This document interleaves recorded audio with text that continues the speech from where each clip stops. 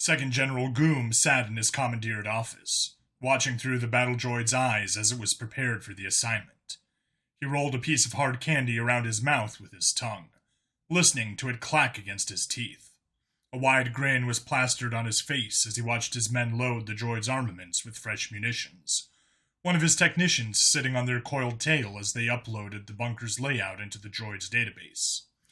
Moog didn't like getting his hands dirty, after all. He was an inventor at heart. An inventor of war machines, but an inventor nonetheless. Keying the microphone standing on his desk, he queried, "Have you seen the marksman girl leave yet? Over." After a few seconds' pause, his lieutenant responded, "She's leaving now, sir. Should we proceed with the plan? Over." Goom felt positively giddy as he keyed the microphone again, his voice betraying his excitement. "Yes. Proceed. Over." Remin watched Kaz leave, dressed in her street urchin clothing, rifle bag and ghillie rolled together and slung over her shoulder. Taking a seat in the chair he'd brought up from the cafeteria, he leaned slightly on his shotgun, drumming his fingers on the barrel shroud. His stomach wound was still healing, but he'd been lucky enough to find out that it was only a few millimeters deep, instead of outright gutting him like he'd thought it had. It still made it hurt to breathe, though. It wasn't as bad as broken ribs. Stopping his finger drumming, he sighed, thinking back to that night. When the basement door had burst open, he'd ran at the armored figure beyond. He remembered how his fists had met stiff, unrelenting metal, how that six-fingered hand had simply picked him up and flung him to the side. He'd gotten back up, ready to fight, but something on its shoulder flashed and he was thrown to the ground, bleeding. He remembered his friends screaming at him, telling him to run. He hated himself for listening, for running, instead of having the courage to die with them. Sitting here now, he remembered the promise he'd made after death had given him a second chance. "No more running," he muttered quietly to himself, looking around at the sheet-covered bodies they hadn't had a chance to bury, a great sadness tightening his chest. They'd almost lost everyone in the battle. A cold chill ran down Remin's spine as he saw the edge of a sheet move on its own. His heart began to pound as he threw himself to the side, his instincts screaming that he was about to die. Something hit the wall where his head had been so hard it buckled. Shouldering his shotgun while lying on his back, he fired, a gout of flame from his muzzle spitting tungsten buckshot at beyond hypersonic velocities. The air rippled, revealing a massive, hulking form before it disappeared. Remin tried scrambling to his feet, but something grabbed his ankle. He was lifted off the ground by the thing and thrown into the wall. He felt his ribs crack as he hit the wall and slid down. His instinct screamed at him again, and he quickly rolled to the side as the floor buckled inwards, inches away from his ears. Scrambling to his feet, he raised his shotgun, instincts going quiet as he strained his ears, eyes searching the hallway for any signs of what had attacked him. He was shaking from adrenaline, trying to figure out what was happening. "Over here," he heard a voice call out from behind him. Whipping around, he fired at where the sound had come from. "Too slow!" Something hit him in the lower back, hard enough to lift him off his feet and throw him down the hallway. He hit the ground and his shotgun skittered away out of reach. He reached for it, only for something heavy and metal to crash into his face, breaking his nose and flipping him onto his back. He lay there a moment, stunned and disoriented. Slowly, painfully, he rolled back over and pushed himself to his feet. Holding his nose, he felt how crooked it was. A fire was burning in his chest, and it told him to fix his nose. With a grisly pop, he set his nose back into place, a gush of blood filling the palm of his hand. The thing that had attacked him was still there. Of that he was certain. He glanced over at his shotgun, thinking of trying to retrieve it. He was about to stumble over to it when a thought occurred to him, as he looked at the puddle of blood in his hand. Without saying anything, he tossed the blood at his shotgun to confirm his suspicions. The blood splattered against the air in between him and his shotgun, dripping slowly down from chest height. Remin hardly had time for an "oh shit" expression to form on his face, as something clocked him in the jaw and threw him a few more feet down the hallway. He felt his jaw dislocate as he was hit. It hurt more than anything he'd ever felt before. Crashing into the floor, he quickly scrambled to his feet, looking around for the floating bloodstain. Raising his fists in a boxing stance, he quickly spotted it, floating in between him and his shotgun. Then, the air blurred and darkened as the battle droid seemed to fade into existence. A pair of camera eyes stared at him, a speaker mounted somewhere on the thing's face broadcasting what he assumed was its owner's voice. "You can't win, little parasite. So why don't you try running? It's over for you anyway, geezer." The Gauss gun on its shoulder swiveled onto him. He stared at the machine, then glanced at the blast doors behind it. For a moment, he thought about running.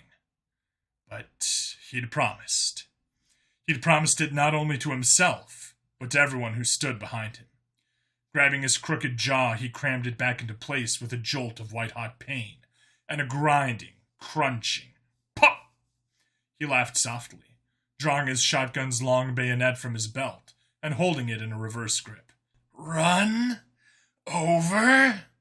he asked, the fires of determination burning in his chest, burning away the pain. "It's not over."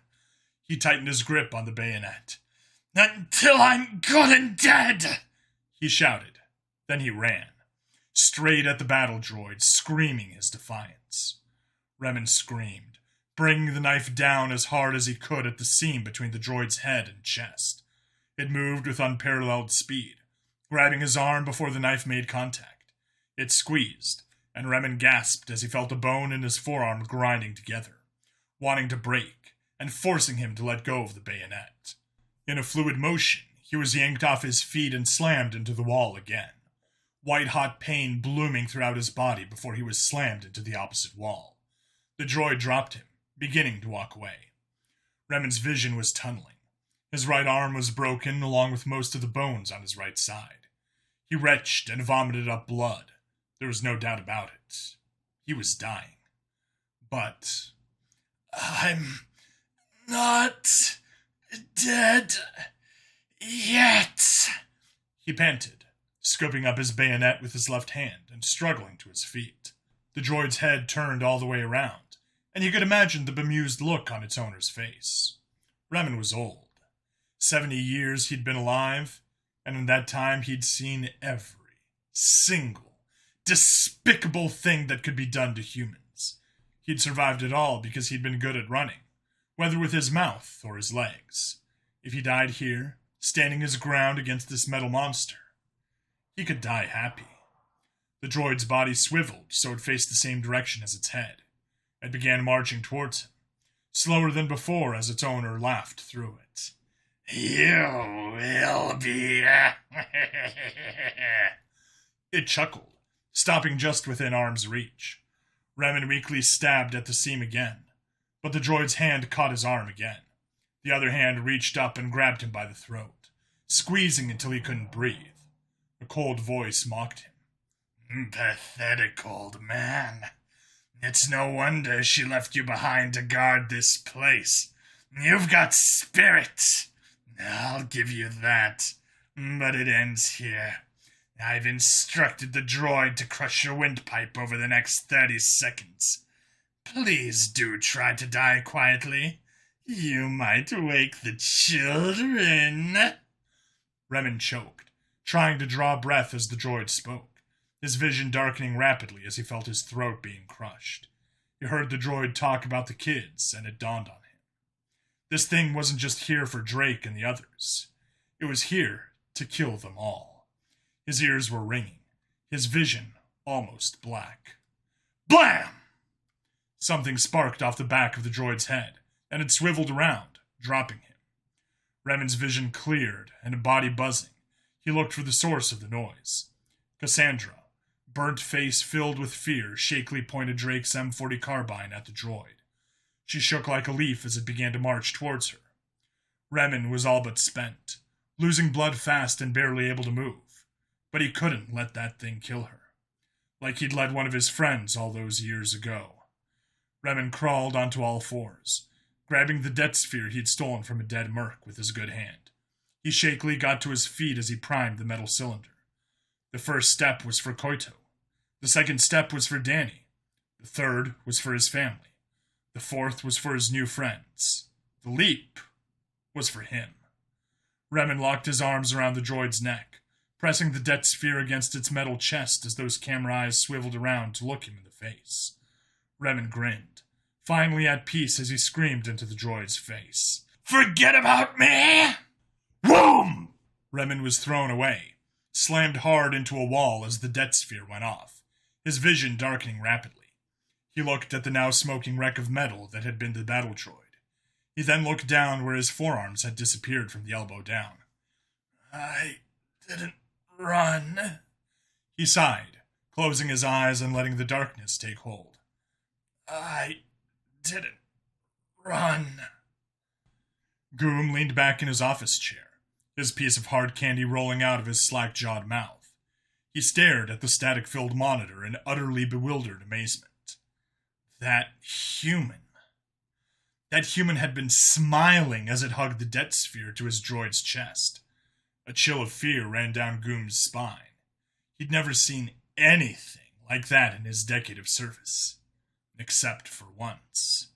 He remembered that human woman.